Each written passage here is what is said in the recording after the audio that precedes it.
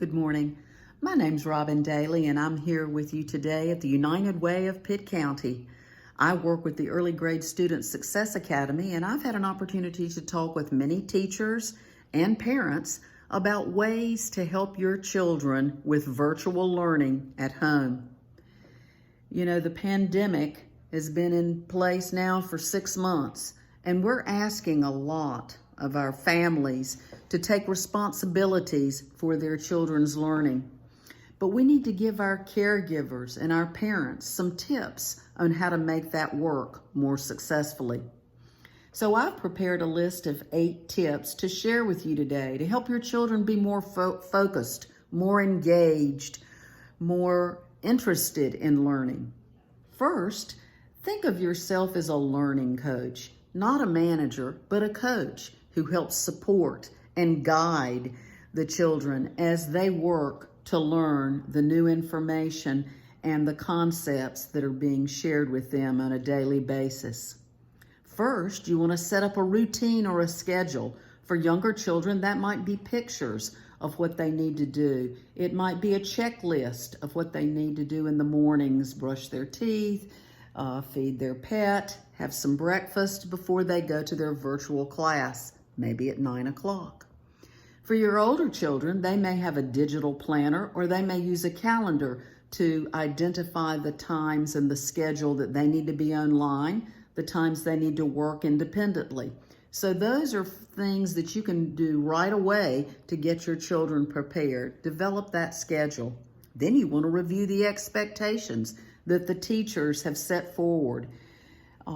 You can go over the expectations through discussing the importance of hard work, dedication. You model that yourself when you're working on a project or an activity. You can let them know that even though it may not be easy, you stick to it. You're determined and you persevere to the very end. So help model that for your children.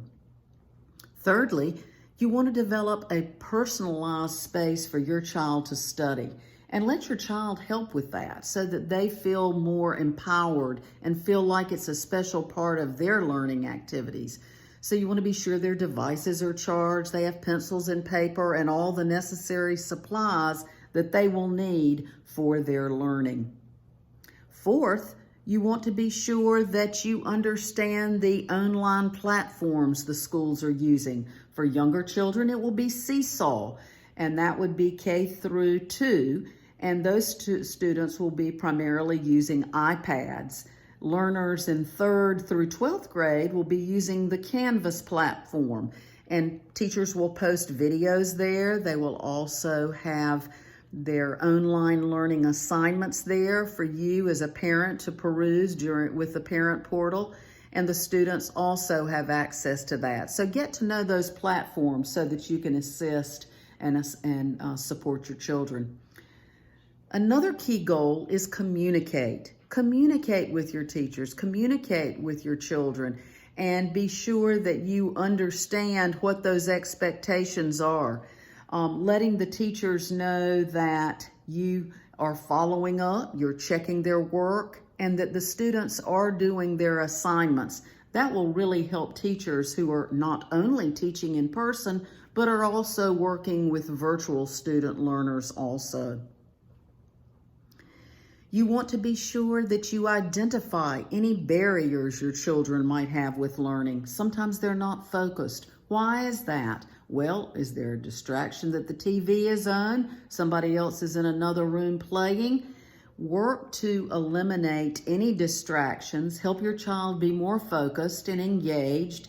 Maybe the work seems a little more difficult. Maybe you need to let the teacher know that.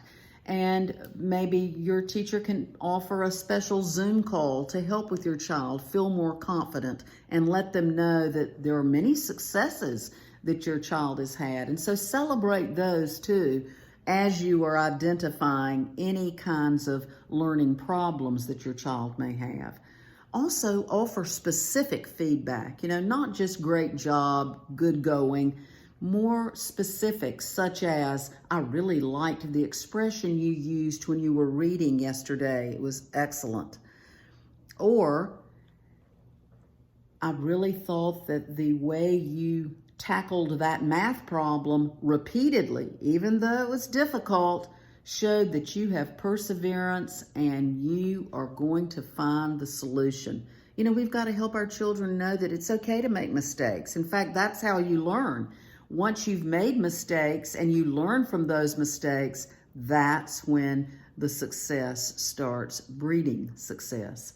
And finally, consider making learning even more fun. Consider gamification. And when I talk about that, I'm talking about something your whole family might do together. Go out for a picnic on the weekend. Go for a family walk. Go to the bookstore to purchase a book. Those are fun activities that children are looking forward to. They know that if they do their work and as part of the family unit, that there will be recognition for those pieces of success. And that will really help your child and your family work together as a unit as we work on learning virtually at home. So best wishes to you for a great school year.